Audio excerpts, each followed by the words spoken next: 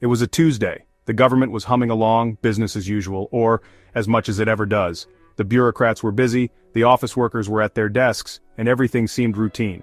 Then, bam! Out of nowhere, Trump's press secretary launched a tweet. But this wasn't just any tweet. This one? A doozy. It announced a federal funding freeze. The tweet was sudden and unexpected. Programs? Cut left and right. The tweet was blunt and to the point. No nuance, no context, just chaos. The internet exploded. People panicked. Agencies scrambled to make sense of it all. Nobody knew what was going on. This wasn't policy. It was confusion and disorder. This was a tweet storm disguised as governance. The lines between official policy and social media chaos had blurred.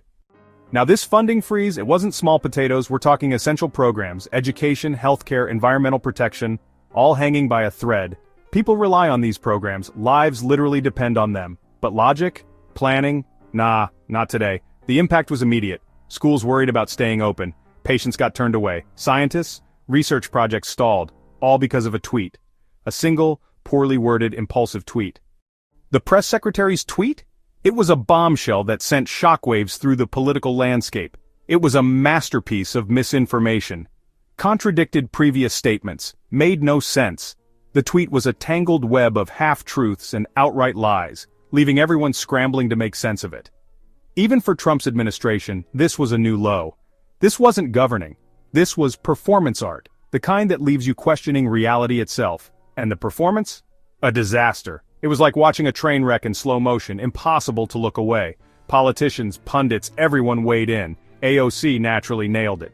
She called out the chaos for what it was, a dangerous distraction. "This is reckless," she tweeted. "This is cruel."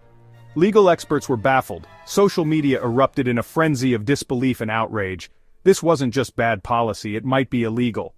The White House? Crickets. No one stepped up to clarify or defend the tweet. No clarification, no plan. Just a void where leadership should be. Just the echo of that disastrous tweet. It lingered, a haunting reminder of the chaos that had been unleashed. Silence from the White House couldn't last forever. The courts stepped in, as they often do when the executive branch overreaches. The judiciary, a pillar of our democracy, had to act. A judge, bless her soul, issued a restraining order. The freeze? Halted. Temporarily at least. The judge's words? Blistering. She called out the administration's actions as reckless and unconstitutional, a rebuke of the chaos, a clear message that the rule of law still stands.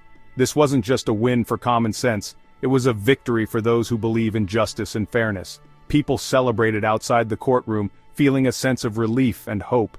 It was a win for the rule of law, a reminder that no one is above the law, not even the president, a reminder that even in the era of Trump, there are checks and balances. The Constitution still holds power, and the judiciary is its guardian, but the damage was done.